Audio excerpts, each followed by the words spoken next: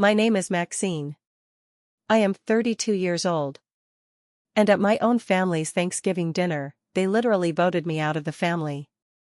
Before I tell you how a single manila folder made my brother gasp in absolute horror, let me know where you are watching from in the comments down below.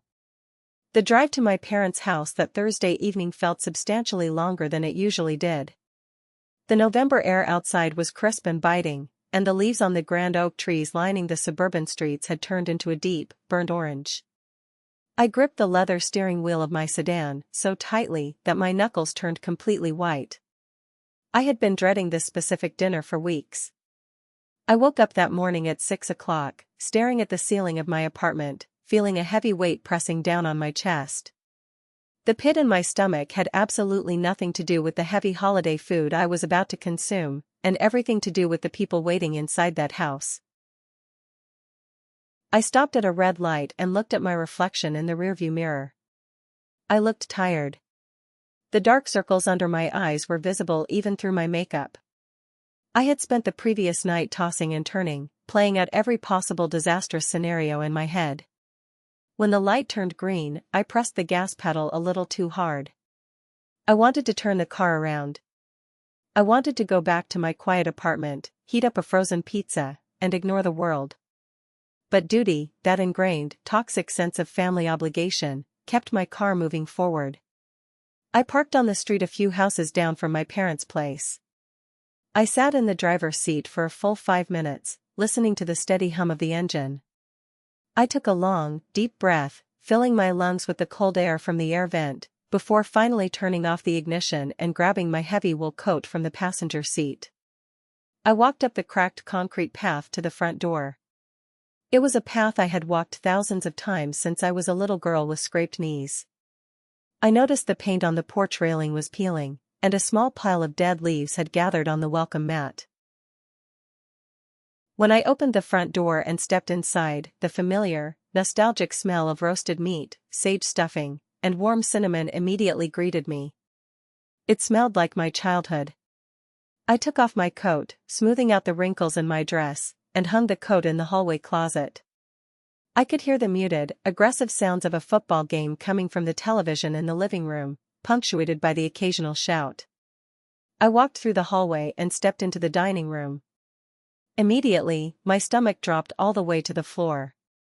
The air in my parents' dining room was thick enough to cut with a meat cleaver. Not that you would need one, because the silent tension was doing all the cutting. My mother, Thelma, was standing at the far end of the long wooden table. She was aggressively adjusting the cloth napkins, placing them next to the silverware with forceful, jerky movements. She completely refused to look in my direction when I entered the room. My father, Roland, was sitting in his usual worn-out leather armchair in the corner of the adjacent living room, staring blankly ahead at the television screen. He did not even turn his head when the floorboards creaked under my feet. My older brother, Harlan, the undisputed golden child of our entire family, was standing by the large bay window. He had his hands in his pockets and was staring out at the darkening lawn. He completely avoided my eyes when I walked in, shifting his weight uncomfortably from one foot to the other. His wife, Francine, sat at the head of the table. She was wearing a perfectly pressed designer dress that probably cost more than my monthly grocery budget. She wore a smug, self-satisfied expression that instantly made my skin crawl. No one said hello. No one offered me a glass of water or a glass of wine. I stood there for a long moment, feeling like an intruder in the house I grew up in. Finally, I walked over to my assigned seat at the far end of the long table. I pulled the heavy wooden chair out with a loud, obnoxious scrape against the hardwood floor, hoping to force someone to acknowledge my presence. No one did. I sat down and folded my hands in my lap. The silence stretched on for what felt like hours. I could hear the ticking of the grandfather clock in the hallway. Mother began bringing out the large serving dishes from the kitchen, one by one, carrying them like they were lead weights. She placed the massive bowl of mashed potatoes down with a heavy thud. Then came the green bean casserole. Then the homemade cranberry sauce. And finally, she carried out the massive roasted turkey, placing it dead center. We began passing the heavy plates around in complete, suffocating silence. The only sounds in the room were the clinking of silver forks against porcelain plates and the distant, constant hum of the kitchen refrigerator. I served myself a very small portion of potatoes and a sliver of turkey. My appetite was completely gone. I kept my eyes focused firmly on my plate, watching the gravy pool around the potatoes, trying to make myself as invisible and small as possible. I knew something was coming. The energy in the room was highly charged and electric, exactly like the moment right before a massive thunderstorm breaks and the sky cracks open. Suddenly, the violent scraping of a wooden chair being pushed back broke the silence. Across the table, my brother Harlan stood up to his full height. He picked up his crystal wine glass, holding it high in the air. He held that wine glass like it was a wooden gavel in a courtroom. He cleared his throat loudly, a deliberate, aggressive sound, demanding the immediate attention of the entire room. I looked up from my plate. Francine stopped chewing her food and looked at him with an expectant, glowing smile. Mother placed her hands flat on the table. Father muted the television in the living room and turned his head toward the dining area. "We have discussed this," Harlan announced, his voice dripping with fake, practiced solemnity. He looked around the table, making deliberate eye contact with Francine, then Mother, then Father. He deliberately skipped over me. "And we have made a final decision. We voted, and Maxine, you are not family anymore." The words hung in the warm air, heavy, cold, and absolute. I sat frozen in my chair. I had a forkful of mashed potatoes halfway to my mouth. My brain simply could not process the combination of words he had just spoken. Voted? Like I was a contestant on a reality television show? I slowly lowered my shaking hand, placing the silver fork down on the edge of my porcelain plate. I looked directly at Harlan, searching his face, desperately expecting to see his lips twitch into a smile, some sign that this was a terrible, cruel, deeply unfunny joke. But his face was completely stone serious. His jaw was set tight. Then, the unthinkable, the truly unbelievable thing happened. My sister-in-law, Francine, lifted her manicured hands and started clapping slowly. The sharp, rhythmic sound of her palms striking together echoed loudly in the quiet dining room. She had a wide, victorious, toothy smile on her face. She looked like she had just won a major prize. Then my mother, Thelma, joined in. It was a weak, fluttering applause, her hands barely making a sound, but she was doing it. I turned my head to look at her. I stared at the woman who gave birth to me, the woman who packed my school lunches and bandaged my knees. My own mother was actively participating in my public exile. She refused to meet my eyes, staring intensely at the centerpiece, but her hands kept clapping. I whipped my head around to look at my father in the living room. Roland just stared at the remains of the turkey on the table, his face devoid of any emotion. But slowly, deliberately, he was nodding his head up and down. His silent agreement, his passive complicity, hurt more than the loud clapping from Francine. They all were cheering. They were literally celebrating my removal from the family unit as if I were a malignant disease they had finally, successfully cured. I did not cry. I did not scream. I did not flip the table over. I just sat there, my hands resting in my lap, looking at the four people who were supposed to love me unconditionally. I felt a cold numbness spread from my toes all the way up to my chest. The truth was, this horrific moment at the Thanksgiving table was not a sudden explosion. It was not out of nowhere. It was the final, devastating earthquake after months of constant, terrifying tremors. As I sat in that hard wooden chair, watching them celebrate my demise, my mind drifted away from the dining room. As I drove over there earlier, I really should have known this was the ultimate destination. The bitter chill had started exactly 3 months ago with a single phone call. I vividly remember the evening. I was sitting alone in my small living room on a rainy Tuesday night. I was wearing my most comfortable sweatpants, folding a basket of warm laundry fresh from the dryer, and watching a history documentary on the television. The apartment was quiet and peaceful. Then, my cell phone rang on the coffee table. The screen brightly displayed Harlan's name. I answered it immediately, expecting a casual conversation, maybe asking how my week was going. Instead, without even saying hello, he launched into a frantic, high-pressure pitch. He spoke rapidly, not letting me get a single word in. He demanded that I co-sign a massive commercial loan for him. He wanted to open a large, upscale sports bar in the downtown district. He claimed it was the opportunity of a lifetime. The problem was, Harlan had zero experience in hospitality. He had never even managed a lemonade stand, let alone a restaurant. The amount of money he needed me to legally guarantee was absolutely staggering. It was not a small favor. It was a lot of money. It was enough money to completely ruin my credit score and destroy my financial future if his business venture failed, which, knowing Harlan's long history of quitting things when they got difficult, was highly likely. I put down the towel I was folding. I listened to him talk continuously for 20 full minutes about projected profit margins, foot traffic analysis, and liquor licenses. I felt my chest tighten painfully. I walked over to my kitchen counter and leaned against it. I thought about my own meager savings account. I thought about my modest salary as an office manager. I thought about the quiet, stable life I had carefully built for myself over the years. I took a deep, shaky breath.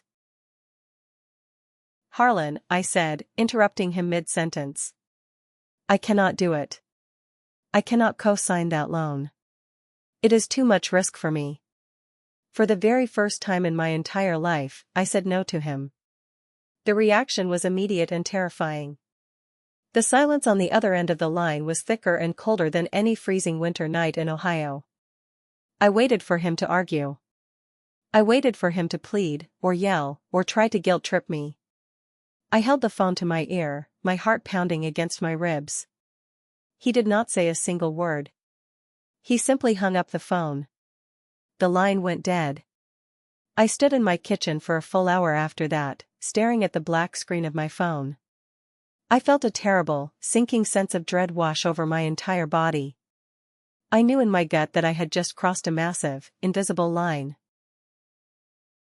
After that Tuesday night, the severe punishment began. I was completely and utterly ghosted. The next morning, I sent my mother a text asking how her doctor appointment went. No reply. 2 days later, I called my father to ask about his garden. It went straight to voicemail. A week later, I noticed my phone was unusually quiet on a Sunday afternoon. I opened my messaging app and realized I had been forcibly kicked out of the family group chat. A small gray notification simply read, "Harlan removed you." They did not even offer a single word of explanation. Then came the agonizing weekends. I would sit alone on my worn-out couch in my apartment, mindlessly scrolling through my social media feeds. I saw bright, colorful pictures of large family barbecues in my parents' spacious backyard. I saw photos of plates piled high with burgers and hot dogs, gatherings I was purposefully not invited to. I saw photos of Harlan and Francine smiling, eating, and laughing with my parents, celebrating life entirely without me. It hurt. Of course, it hurt deeply. It felt like a sharp, physical ache in the center of my chest every time I refreshed the page. Driving through the familiar suburban streets to get to this Thanksgiving dinner, the agonizing past played out in my head like an old movie projector I could not turn off. The brutal rejection was not just about the sports bar alone. The sports bar was just the final excuse. It was the painful culmination of an entire decade of my life being treated as a secondary, expendable character in my own family's story. I sat at that Thanksgiving table, surrounded by the smell of turkey, and I remembered being 22 years old.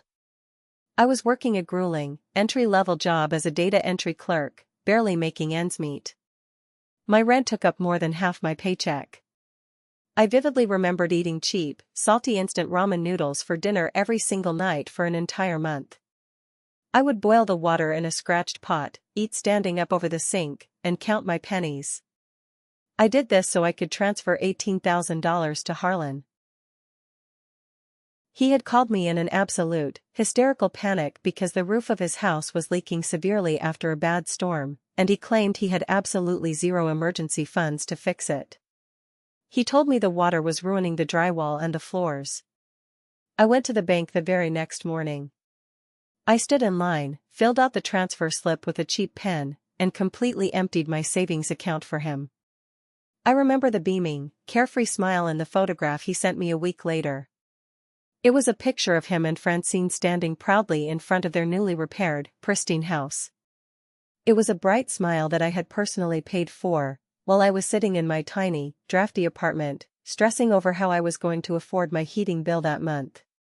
The painful memories kept flooding back, crashing over me like waves. I remembered the tearful, dramatic phone calls from my mother, Thelma.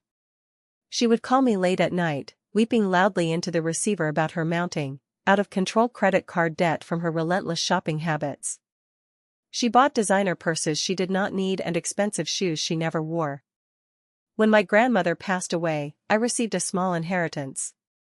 It was not a fortune, but it was enough to give me a safety net. After the emotional funeral, my mother came to me, sobbing about the collection agencies calling the house. I paid her debt. I used the inheritance I received from my late grandmother to completely clear all her credit card balances. I sacrificed my own financial security, the only cushion I had, simply to buy her peace of mind. I also remembered Francine's completely delusional, failed boutique idea. She had grand visions of becoming a high-end fashion retailer. She wanted to sell expensive, imported European clothing to housewives who could not afford it. She cornered me at a family dinner, handing me a glossy, poorly researched business plan. I poured $25,000 of my hard-earned salary into her ridiculous venture. Gone. Every single penny vanished. She closed the boutique after only 6 months because she refused to work weekends. She never once mentioned the money again, and she certainly never offered to repay a dime. There were other times too. Times when Harlan and Francine had terrible fights, a massive divorce scare where Francine packed her bags and threatened to take full custody of their son, my sweet nephew Linus. I was the one who paid for their expensive couples counseling sessions to keep the family together. Over 10 agonizing years, all those emergencies, all those crises, all those forced loans added up. A few weeks ago, while enduring the silent treatment, I was sitting alone at my kitchen table late at night. The only light was the harsh glow of my laptop screen. I pulled out a yellow legal pad and a cheap calculator. I logged into my bank portals and went through years of digital archives. I knew the final number because I had finally forced myself to sit down, look at the brutal reality, and calculate it. I meticulously wrote down every single transfer confirmation number, every paid credit card bill on my mother's behalf, every large check I wrote to Harlan. I drew a thick black line at the bottom of the page and pressed the equal button on the calculator. I stared at the final sum on the small digital screen. It was a number that made my stomach churn and made me feel physically sick to my core. $92,750. I had given up half my salary, sacrificed my youth, delayed buying my own home, and gave up the dream of starting a college fund for my own future children, just to keep them afloat in their luxury. I even missed out on a major promotion at work a few years ago because I was too exhausted and distracted by managing Harlan's endless crises to put in the extra hours at the office. Not one single cent of that $92,750 was ever paid back to me. More importantly, not one single thank you ever felt genuine. They took my money with outstretched hands, treating my bank account as if it were their own personal birthright. But as incredibly painful as the financial abuse was, the real turning point, the precise moment the quiet, obedient compliance inside me finally died, was not actually about the money itself. It was about a text message. 2 months ago, on a gloomy, rainy Sunday afternoon, my phone buzzed on the coffee table. I was drinking tea and reading a book. A text message from Harlan popped up on the lock screen. I opened it immediately. I genuinely expected it to be a mundane question, maybe asking for our mother's famous pie recipe for an upcoming potluck. Instead, I read words that made the warm blood completely drain from my face, leaving me cold and shivering. Just have to sweet talk her a little. The pathetic ATM will pay up. I stared at the bright screen, my brain struggling violently to process the sheer cruelty of the sentence. Pathetic ATM. I read the words over and over again. A second later, the message completely vanished from the screen. Harlan had realized his mistake and deleted it. A new message immediately appeared in its place. Sorry, wrong person.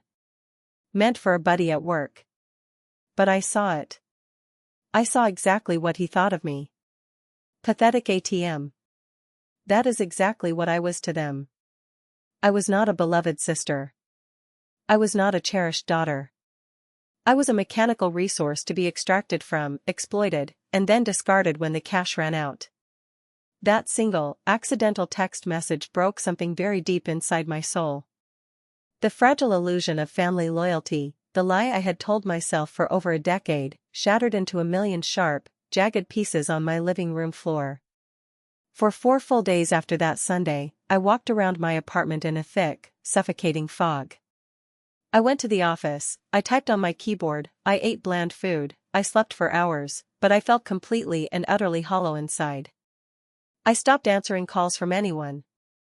I just stared at the walls, processing the magnitude of my own foolishness. Finally, by Thursday evening, I could not bear the crushing weight of the betrayal alone anymore. I picked up my phone and called my best friend, Desmond. Desmond was the only person who had consistently been there for me without ever asking for a dime. I asked him to meet me at our favorite local coffee shop on the corner of Elm Street. When I walked through the glass doors of the coffee shop, the bell jingling above me, I must have looked like an absolute ghost. My hair was messy, I was wearing a wrinkled sweater, and my eyes were red and puffy. The very first thing Desmond said when he saw me approach the counter was, "My God, Maxine.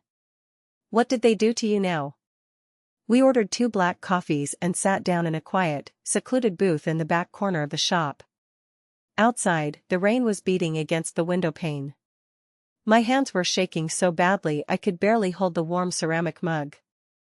I took a sip of the bitter coffee, trying to find my voice. Without saying a single word, I reached into my purse, pulled out my phone, and unlocked it. I opened my photo gallery and pushed the phone across the wooden table. I had taken a screenshot of the text message in the split second before Harlan managed to delete it from the chat. Desmond picked up the phone. He read the screenshot in total silence.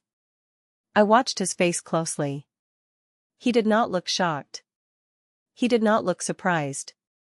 He just slowly shook his head, his jaw clenching tightly in deep anger. He gently placed the phone back on the table, sliding it toward me. "Maxine," Desmond said, his voice incredibly firm, low, and unwavering. He looked me directly in the eyes. "They are not family. You need to hear me say this. They are parasites. They have been draining you dry for years. You need to protect yourself immediately. Not for petty revenge, but for your own mental sanity and your own survival. You need to document everything. Every penny, every text, every lie."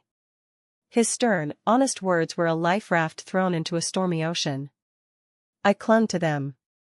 I went home that evening feeling a completely new, burning sense of purpose. The overwhelming sadness had been entirely replaced by a cold, calculating determination. I walked into my bedroom closet, pulled down a dusty, old shoebox from the very top shelf, and started digging. I spent the entire weekend gathering every single scrap of paper I could find in my apartment. I logged into my online banking and requested physical copies of old bank statements from 7 years ago. I printed out thick, heavy stacks of credit card bills. I dug through my email archives, printing out digital receipts and electronic transfer confirmations. I spent night after night sitting cross-legged on my living room floor, surrounded by towering piles of paper, highlighting figures with a bright yellow marker. It was not about planning a malicious war. At first, it was simply about facing the ugly truth myself. I had spent an entire decade making elaborate excuses for my family, constantly telling myself they were just going through a hard time, or that family always helps family. I deeply needed to see it all written out in harsh black and white ink. I needed the undeniable, physical proof of my own naive enabling. And the more I dug into the dusty records, the sicker I felt. I saw how easily they took from me, while I denied myself basic comforts. That is exactly when I found the horrific, stomach-turning detail about the hotel. I was sitting on the floor at 2 a.m, going through my credit card statements from 2 years ago. I was looking closely at a specific charge for a trip to a massive casino resort in Vegas. Harlan had called me crying, saying he absolutely had to attend a critical emergency business conference in Vegas to save his failing career, but he had maxed out his credit cards. I had paid entirely for the flights and the hotel room on my own card.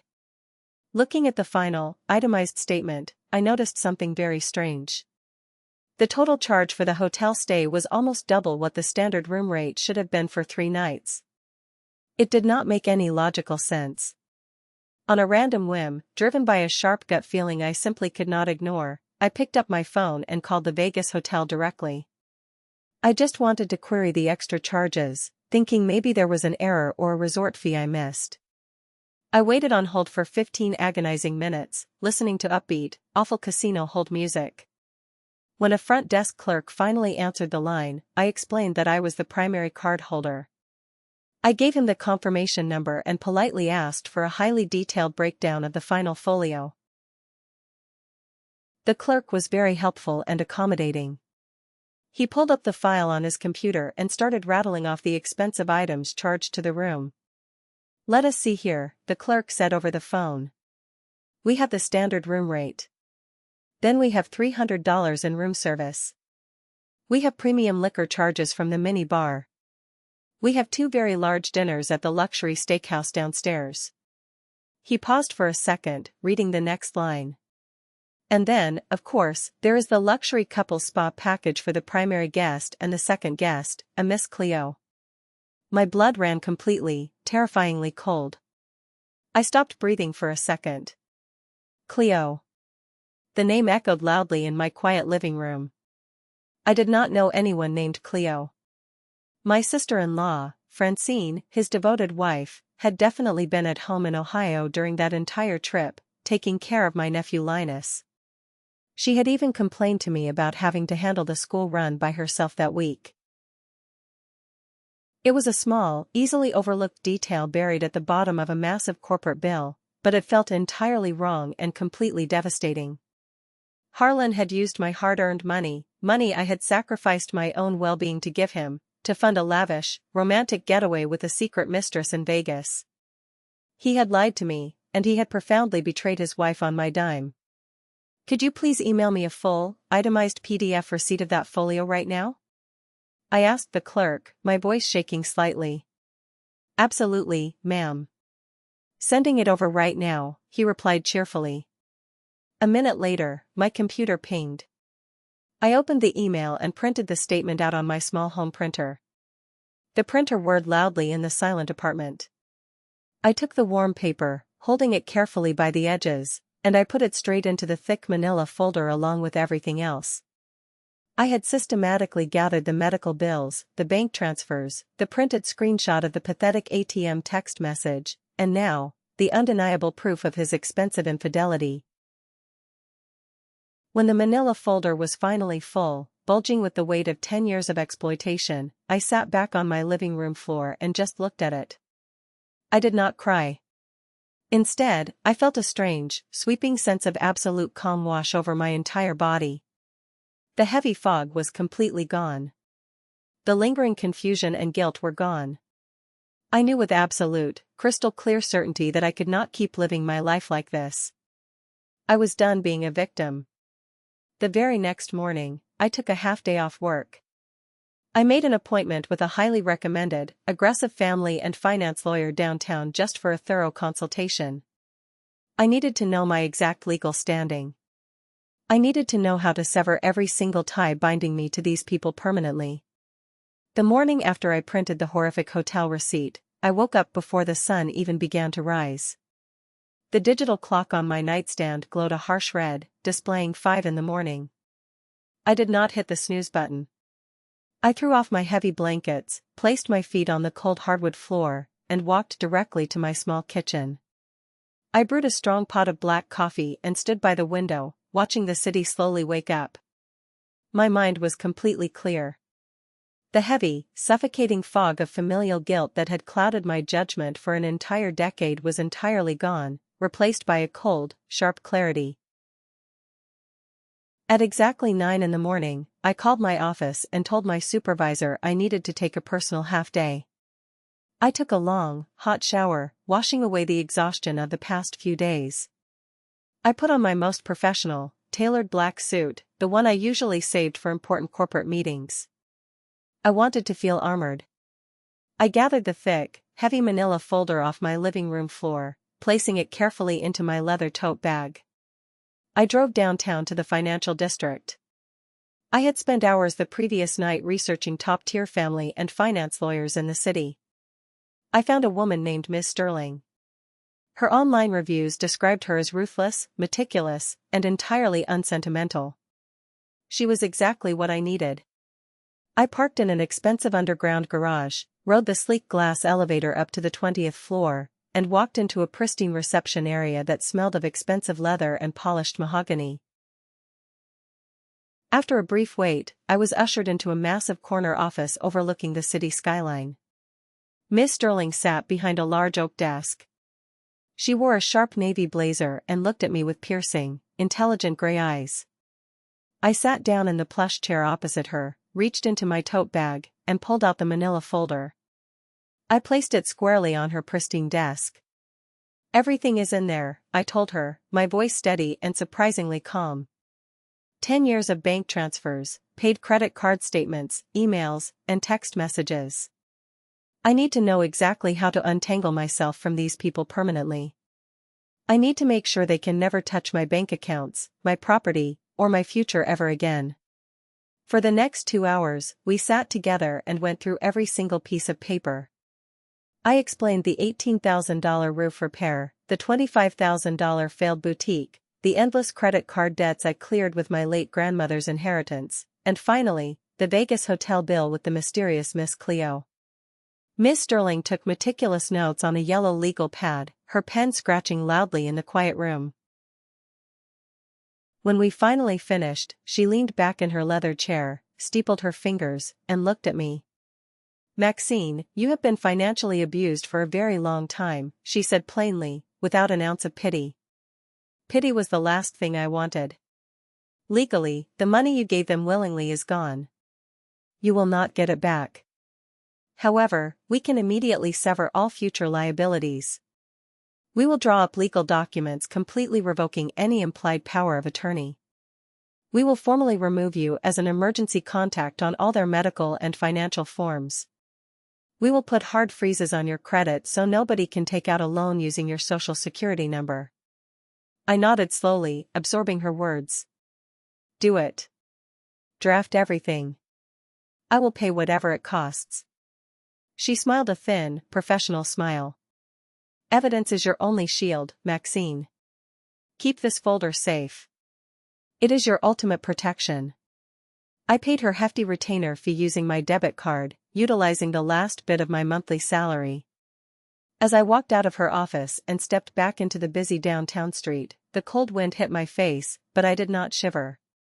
I felt an incredible, undeniable weight lift off my shoulders. That memory brings me right back to the present moment, sitting in my cold sedan outside my parents' house on Thanksgiving evening. The engine was turned off. The only sound was the wind howling against the car windows. The manila folder was sitting on the passenger seat next to me. It looked innocent enough, just a piece of folded yellow cardboard, but to me, it felt like it weighed 1,000 pounds. It held the power to destroy my entire family. I reached into my purse with trembling hands and pulled out my cell phone. I pressed the side button to wake up the screen. I stared at my lock screen photograph. It was a picture of me and my sweet nephew, Linus. He is 8 years old, with messy brown hair and a gap-toothed smile. In the picture, We are at the city zoo during the summer. I have him sitting high up on my shoulders. He is holding a massive stick of pink cotton candy, and we are both laughing so hard our eyes are squeezed shut. It was a moment of pure, unadulterated joy. Looking at his sweet face, I felt a massive, physical pain rip through my chest. My eyes burned with unshed tears. Linus was the one good, innocent, pure thing in all of this toxic mess. He was the only reason I had put up with the disrespect for so long. He was the reason I kept writing those massive checks, hoping to keep his home stable and his parents happy. I knew with absolute certainty that walking into that dining room and throwing that folder on the table meant losing him completely. Francine would never let me see him again. She would use her custody as a weapon against me. The profound thought of never taking him to the park again, never buying him birthday presents, never seeing him graduate or go off to college, was absolutely devastating. I gripped the steering wheel, resting my forehead against the cold leather. But I also knew I could not survive another 10 years of this. I could not be their pathetic ATM anymore. If I stayed, they would drain my bank accounts until I had nothing left, and then they would discard me anyway. This agonizing loss was the real, terrible price of my ultimate freedom. I took a deep, shuddering breath, filling my lungs completely. My heart was hammering fiercely against my ribs, sounding like a war drum in my ears. I have to do this for me, I whispered aloud in the empty car. I completely turned off my cell phone, dropping it into my purse. I unbuckled my seatbelt, reached over, and firmly grabbed the manila folder. I stepped out of the car, locked the doors, and walked up the concrete path to the front door, ready to face the firing squad. And now, I am back in the dining room. My brother Harlan has just declared that they held a vote. He has just declared that I am officially kicked out of the family.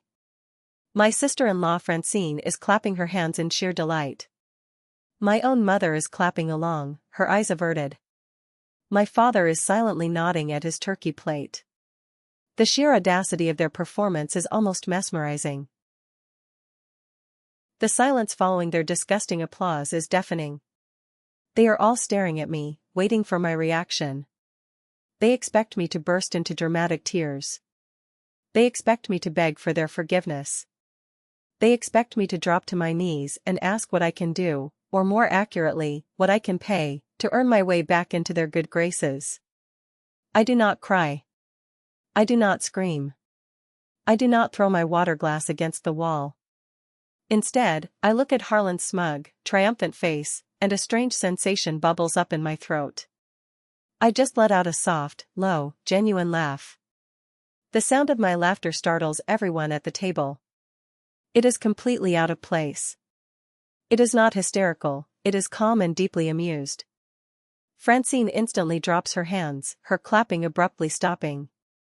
Mother looks up, her eyes wide with sudden confusion. Harlan's triumphant smile falters slightly, his brow furrowing. Okay, I say, my voice surprisingly steady and loud enough to command the room. Then you will not need this. I reach down to the floor where I had placed my large leather tote bag. I pull out the incredibly thick manila folder. I lift it high enough for everyone to see, and then I place it directly onto the center of the dining room table. I drop it with a heavy, satisfying thud. The sound echoes loudly off the wooden walls. The folder slides across the smooth tablecloth, coming to a dead stop right in front of Harlan's plate. It knocks against his crystal water glass, spilling a few drops onto the wood, but nobody moves to wipe it up.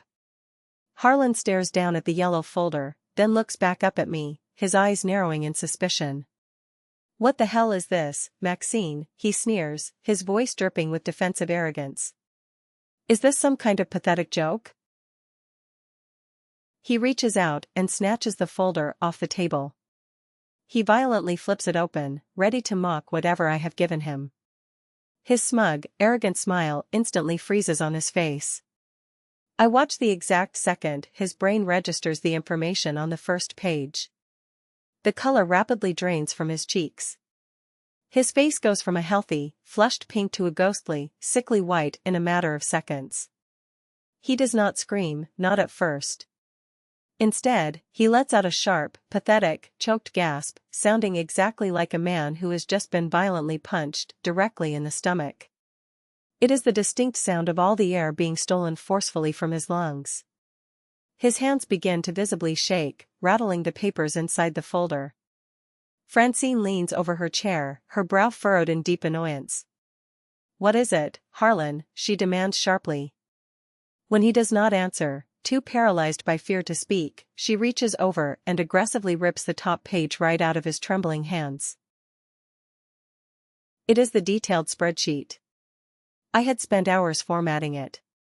It was meticulously organized by exact date, the specific recipient, the stated reason for the emergency, and the exact dollar amount. At the very bottom of the page, printed in massive, bold, bright red letters, was the grand total. $92,750. Francine's eyes dart across the page, taking in the massive numbers. Her mouth drops open in genuine shock. My father, Roland, who had been aggressively ignoring the entire situation to study his mashed potatoes, finally looks up from his plate. He sees the bold red number from across the table. His face instantly turns a deep, embarrassed beet red. He shifts uncomfortably in his chair, suddenly looking very small. My mother, Thelma, goes completely pale. She recognizes the specific dates corresponding to her massive credit card bailouts. She starts wringing her hands nervously underneath the table.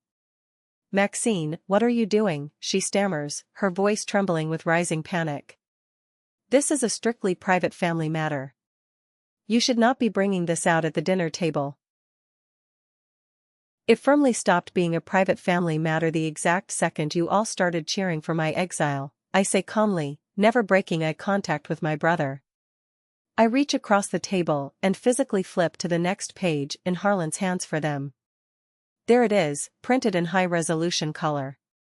The screenshot of his deleted text message. "Just have to sweet-talk her a little. The pathetic ATM will pay up." Harlan just stares down at his own cruel words, his mouth opening and closing silently like a suffocating fish. He looks completely pathetic. He starts to mumble something. "Maxine, I can explain," that was taken out of. But no coherent words manage to come out of his mouth. Francine looks at the text message. She actually rolls her eyes, clearly more annoyed that he got caught than horrified by his cruelty. She crosses her arms over her chest, preparing to defend him. "So what?" she snaps, her voice shrill.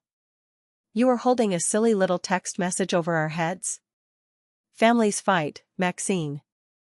Grow up." "I am completely grown up, Francine," I reply, my voice dropping to a dangerous whisper. "Which is exactly why I am not finished." I stand up from my chair, leaning my hands flat against the wooden table. I reach into the folder and pull out the very last document. It is the multi-page, itemized hotel bill from the massive casino resort in Vegas. I slide the stapled packet across the table, stopping it directly in front of Francine's dinner plate. "I just have one simple question about this critical emergency business trip that I completely paid for," I say, my voice ringing out clearly in the silent room. I look directly at Harlan. He is sweating profusely now. I turn my gaze to Francine. "Who is Cleo?" The entire room goes dead silent. You could hear a pin drop onto the carpet. Francine frowns, looking down at the paper. Her eyes scan the itemized list. Room service. Premium liquor. Steakhouse dinners. And then, her eyes lock onto the final line item. The luxury couples spa package for the primary guest and the second guest, a Miss Cleo. If you've made it this far, please do me a favor, like the video and comment number 1 down below. It lets me know how awesome you are and shows that you're right here with me on this journey. Your support is a massive encouragement and truly motivates me. Drop that one so I can recognize you, and now, let's get back to my story. Francine's head snaps up. The smug, arrogant, victorious expression she had worn all evening completely vanishes. It is instantly replaced by a dark, terrifying, dangerous rage. The muscles in her jaw clench so tightly I think her teeth might crack. She slowly turns her head to look at her husband. "Harlan," she growls. Her voice is low, guttural, and absolutely furious. "Who the hell is Cleo?" The entire united front of my family shatters into a million pieces in less than a second. Suddenly, I am no longer the enemy in the room. I am just a spectator. Harlan holds his hands up defensively, physically backing his chair away from his wife. "Francine, honey, listen to me, it is a massive mistake. The hotel completely messed up the billing. You know how those big casino resorts are, they always make administrative errors. Do not lie to my face." Francine screams, slamming her fists down onto the table so hard the silverware rattles loudly against the plates. "You told me you were in seminars all day. You told me you were eating cheap sandwiches in the lobby. You took another woman to a luxury spa on your sister's dime while I was stuck at home taking care of your child." They turn on each other like wild animals. Francine grabs her wine glass and throws the red liquid directly into Harlan's face. The expensive red wine drips down his nose and ruins his crisp white shirt. He jumps up, shouting at her to calm down. "You are making a massive scene, Maxine," my mother suddenly pleads, her voice cracking with hysteria. She stands up, waving her hands frantically. "You are completely ruining Thanksgiving. What will the neighbors think if they hear all this screaming?" I look at my mother. She is more concerned about the neighbors hearing a fight than she is about her son stealing from me and cheating on his wife. It is pathetic. "I am not ruining anything, Mother," I say. For the very first time in my entire life, my voice is filled with a raw, undeniable strength I did not even know I possessed. "I am just finally turning on the bright lights in this house, so everyone can clearly see that it was already completely broken and rotten to the core." I stand up completely straight. I feel strangely light, as if gravity no longer applies to me. I reach into my purse and pull out a thick envelope bearing the official seal of Ms. Sterling's law firm. I toss it onto the table next to the folder. "My lawyer filed the final legal paperwork this morning," I announce, my voice cutting sharply through the absolute chaos of Francine and Harlan screaming at each other. Father looks up, his eyes widening in alarm. "The financial power of attorney you manipulated me into signing is completely revoked," I state clearly. "I have formally removed myself as your emergency contact on all bank accounts, medical forms, and property deeds. I have placed hard security freezes on my credit. You cannot touch me anymore. All of it. It is entirely, permanently done." My mother stops waving her hands. She looks down at the legal envelope, then looks up at me, massive tears streaming down her wrinkled face. She suddenly realizes the gravity of the situation. Her endless safety net is gone. "But Maxine," she sobs loudly, reaching a trembling hand out toward me across the table. "Please. We are family." I look at her outstretched hand. I look at my silent, cowardly father who refuses to intervene. I look at my cheating brother, currently wiping wine off his face, and his furious wife. I look at all of them one final, lasting time. I search deep inside myself, expecting to find rage or bitterness. But there is absolutely no anger left in my heart. There is just a vast, quiet, empty sadness. "No, Mother," I say, my voice barely above a whisper, but firm enough to carry. "We are not family. Harlan said it himself. You all took a vote." I turn around. I walk away from the table. I walk into the hallway, grab my heavy wool coat from the closet, and slip it over my shoulders. I open the heavy wooden front door. I do not run. I do not look back over my shoulder. I just walk out into the freezing, cool November air. I walk down the cracked concrete path, get into my sedan, start the engine, and drive away into the dark night. I do not stop driving until I reach my apartment. That explosive Thanksgiving dinner was exactly 6 months ago. The first few weeks immediately following the dinner were an absolute, chaotic storm. My phone blew up continuously. I had hundreds of missed calls. My voicemail inbox was completely full. The messages from my mother were a relentless roller coaster, violently alternating between severe, manipulative guilt trips about abandoning my elderly parents, and pathetic, crying begging for me to just come home and talk things out. Then came the angry, unhinged text messages from Francine. She was furious. She informed me she had immediately filed for a messy, aggressive divorce. She was demanding full, sole custody of Linus, and she had the absolute nerve to text me, demanding that I pay her legal fees for the divorce lawyer because, according to her twisted logic, it was my fault for exposing the affair. I even received a single, pathetic, handwritten letter in the mail from Harlan. He wrote that his life was completely ruined. He was living in a cheap motel. He was facing a brutal custody battle, and he begged me to loan him $5,000 so he could hire a decent lawyer to fight Francine in court. He said he was desperately sorry for how things went down at dinner. I read the letter once, folded it neatly in half, and threw it directly into the garbage can. I blocked every single one of their phone numbers. I blocked them on every social media platform. I blocked their email addresses. I completely erased them from my digital life. Then, I started erasing them from my physical life. I packed up my entire apartment in boxes. I handed in my notice at my job. I moved to a completely new city, 300 miles away, in a different state. It is a vibrant, bustling city where nobody knows my name and nobody knows my history. I spent weeks hunting for the perfect place. I finally found a beautiful, sunlit apartment on the third floor of an old brick building. It has high ceilings, massive windows, and a small balcony overlooking a quiet street. It is a space that is entirely, completely mine. I painted the walls a calming light blue.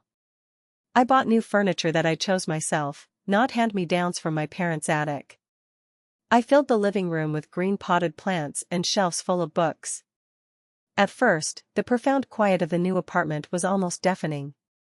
I was so used to the constant chaos, the endless phone calls demanding money, the perpetual crises, that the silence actually made my ears ring. But slowly, day by day, the terrifying silence morphed into peace.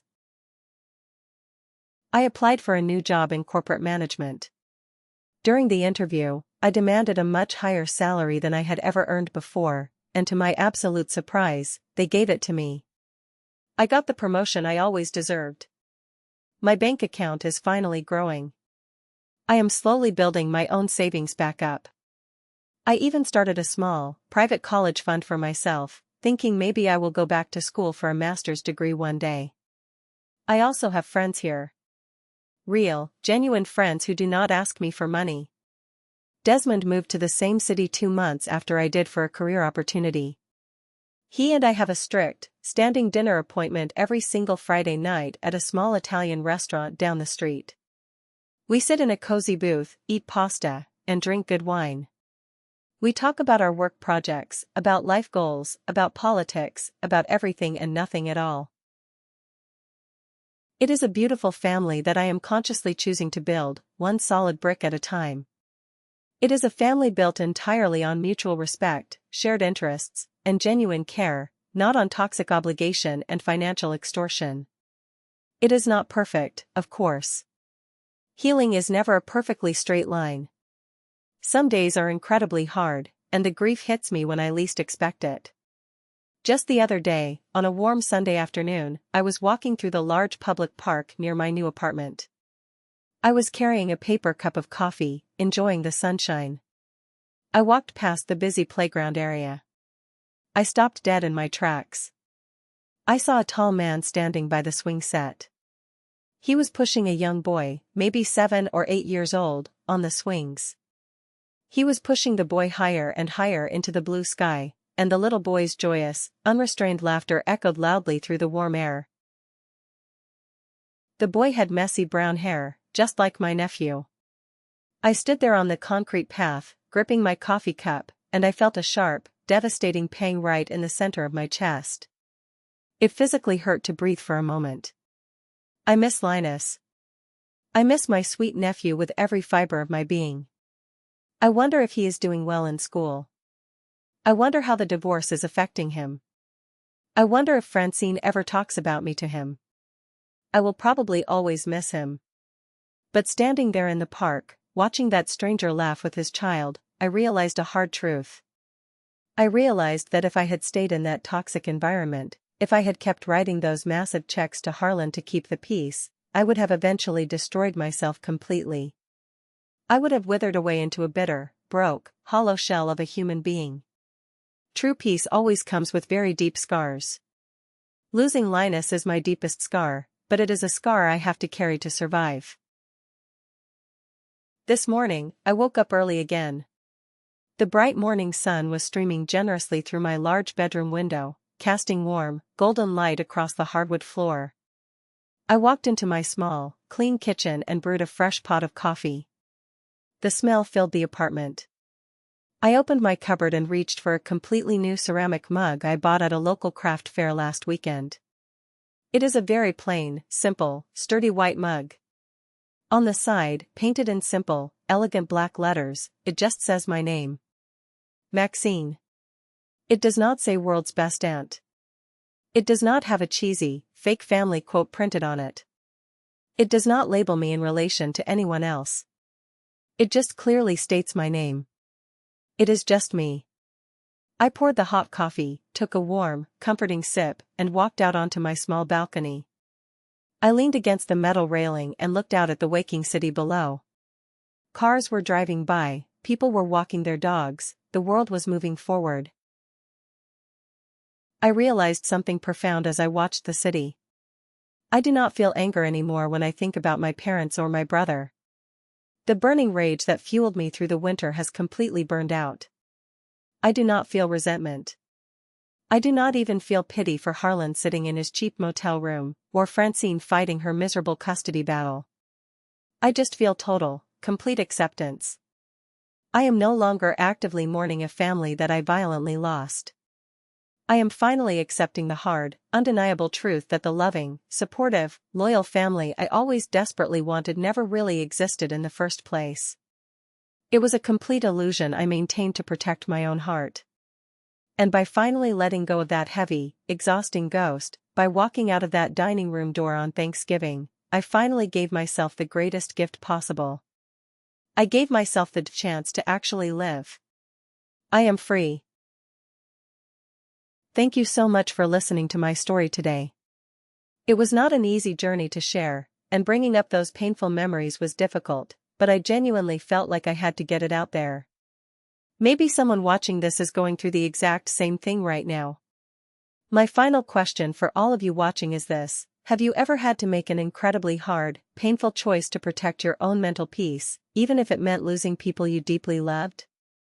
Have you ever had to walk away from a toxic situation to save yourself? Please let me know your own stories in the comment section below. I read every single one of them. And if my story resonated with you today, please do not forget to like this video and subscribe to the channel for more content like this. It really helps the channel grow and allows me to keep sharing. Thanks again for spending your time with me today, and remember to always put your own peace first.